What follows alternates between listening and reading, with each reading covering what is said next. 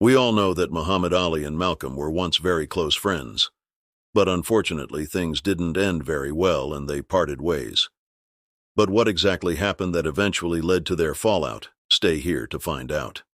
In the early 1960s, Ali met Malcolm X, who was a member of the Nation of Islam at that time and very controversial figure. They became very good friends and had great respect for each other.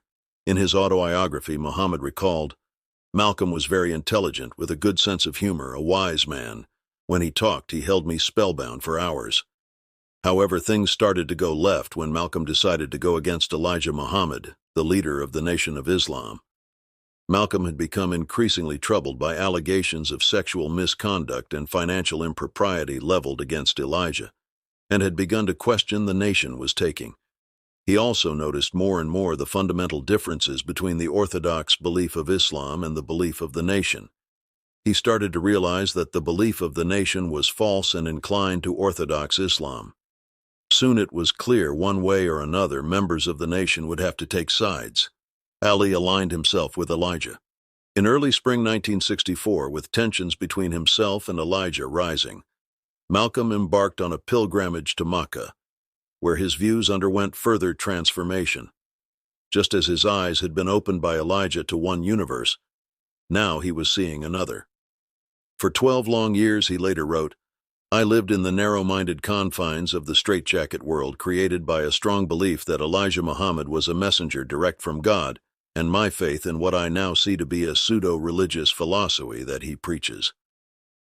In Mecca, Malom's attitude toward the white man changed, as reflected in the famous open letter he wrote.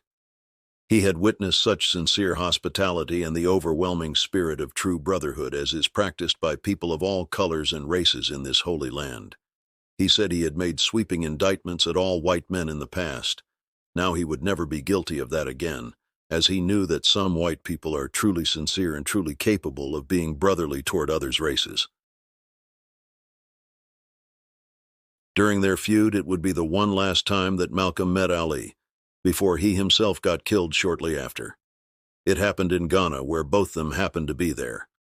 As Malcolm was ready to leave the day after Ali arrived, they crossed paths in the hotel on the morning of Malcolm's departure, and Ali snubbed him.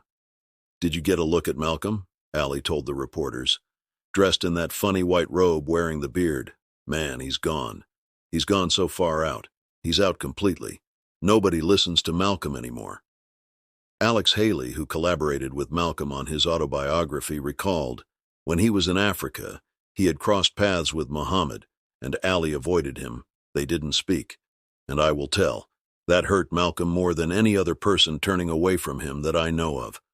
Malcolm was very hurt by it all. Months later, Malcolm eventually got killed. Ali, years later, admitted, "It was a pity and a disgrace he died like that. Because what Malcolm saw was right, and after he left us, we went his way anyway. Color didn't make a man a devil. It's the heart, soul, and mind that counts."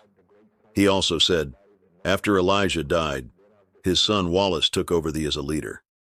That didn't surprise us because we'd been told that. But what surprised some people was, Wallace changed the direction of the nation.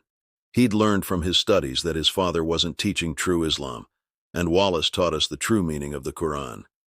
He showed that color don't matter. He taught that we're responsible for our own lives, and it's no good to blame our problems on other people. And that sounded right to me, so I followed Wallace, but not everyone felt that way. Louis Farrakhan didn't like it. He believed that Elijah was a prophet, and they've kept the exact ways Elijah taught them. But I've changed what I believe, and what I believe now is true Islam.